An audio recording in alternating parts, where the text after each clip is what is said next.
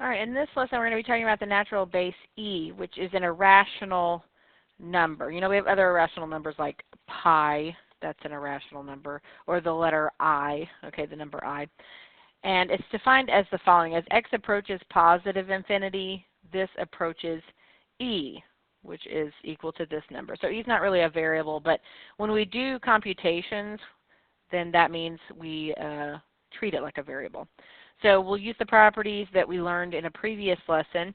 If I have the same base and I'm multiplying those, then I will add the exponents. So this makes e to the 3 plus 6, which is 9. All right, same thing with dividing. I can do 16 divided by 4, which gives me 4. And then with the e's, remember you're taking the top number and you're subtracting the bottom in the exponent part. So I have e to the 5 minus 4, which is 1, which I don't need that in the exponent, so just 4e. All right, same thing when you're taking things in here to the second power.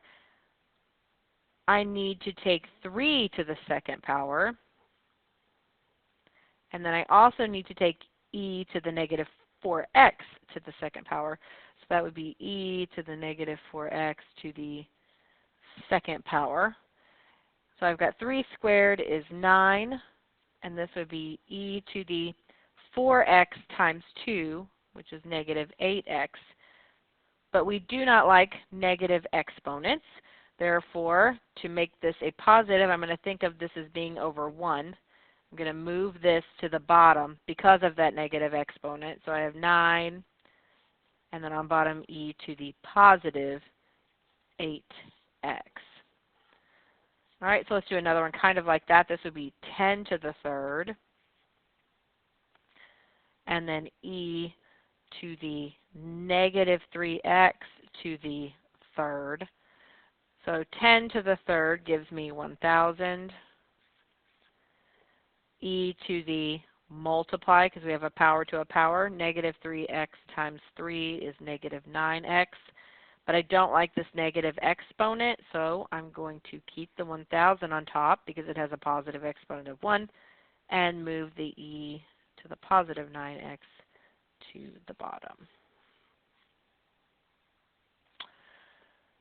All right, so this is what the graph of natural base exponents look like. This would be an exponential growth and an exponential decay, which we already know that.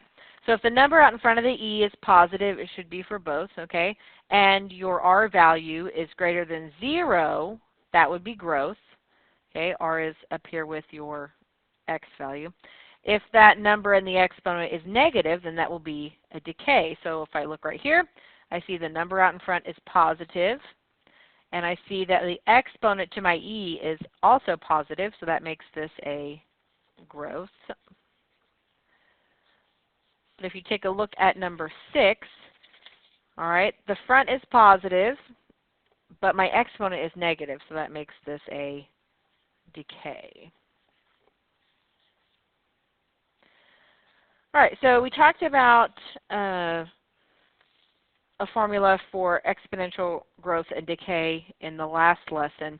And this is talking about when interest is compounded continuously, then we use this formula. So if we're not compounding quarterly or whatever, just continuously, then we use what we call the PERT formula, where P is your principal, E is just the number E, R is your interest rate as a decimal, and T represents time. Okay? So number 7 says you and your friend have accounts that earn annual interest compounded continuously. The balance in dollars of your account after T years can be modeled by this function. The graph shows the balance of your friend's account over time, which has the greatest principal and which has the greatest balance after 10 years. Okay, so first we need to kind of analyze each. So let's talk about my account. All right, so for my account, my principal, I'm just going to say P, that's the amount I start with, is this amount in front, which would be $4,500. Okay? All right, the amount after 10 years, all right, that means I'm just going to take 10 and plug it in for that t right here. So that gives me 4,500 e to the 0.04 times 10. All right, so you're going to grab your calculator. All right, and on the calculator, we're just going to plug this in. So we have 4,500, and then we're going to have an e. So e is in two different spots, okay? Right here in blue above the division symbol, okay? There's e there.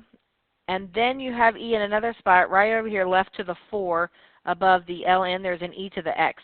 So if you're going to put an exponent with your e, this is probably the one you want to use.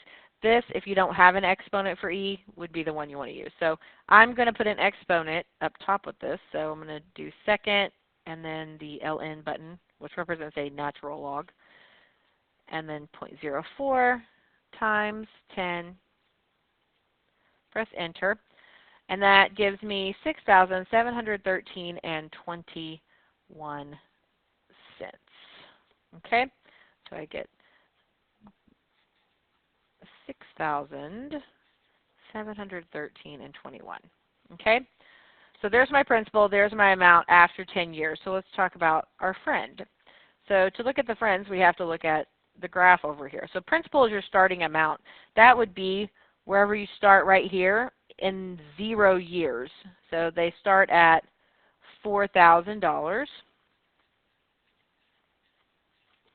All right, and then after 10 years, so we're going to go to year 10, so 8, we're counting by 2s here, 2, 4, 6, 8, 10. So 10 is right here, so I'm going to go all the way up, and it would be whatever this amount is right here. So we're going to kind of ballpark it.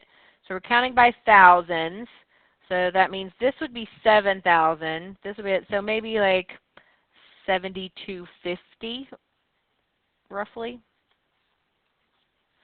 Somewhere in there, okay? So if I look at this, I see that the greater principal amount was me. I started with more money, so that would be my account.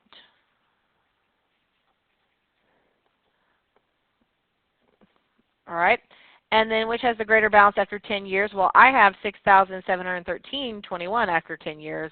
They have about 7,250, so my friend is going to have more money after 10 years.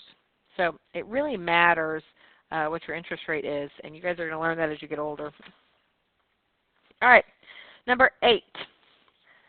You deposit $4,250 in an account that earns 5% annual interest compounded continuously, and then we're going to compare the balance after 10 years with those balances in example 7. So first we're going to write an equation for this. So we started with $4,250.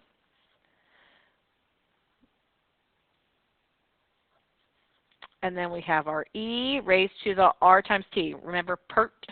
So your principal, what you start out with, e to the, your rate is 5%, but you write that as a decimal, and then times your time.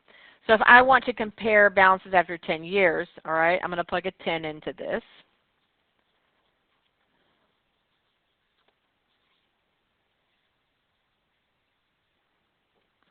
Times 10. And I'm going to see how much money I have. All right, so I have $4,250. And then since I'm going to put an exponent with my e, I'm going to do second natural log. So I have 0.05 times 10. So I have $7,007.07. That's a lot of sevens. So $7,007.07.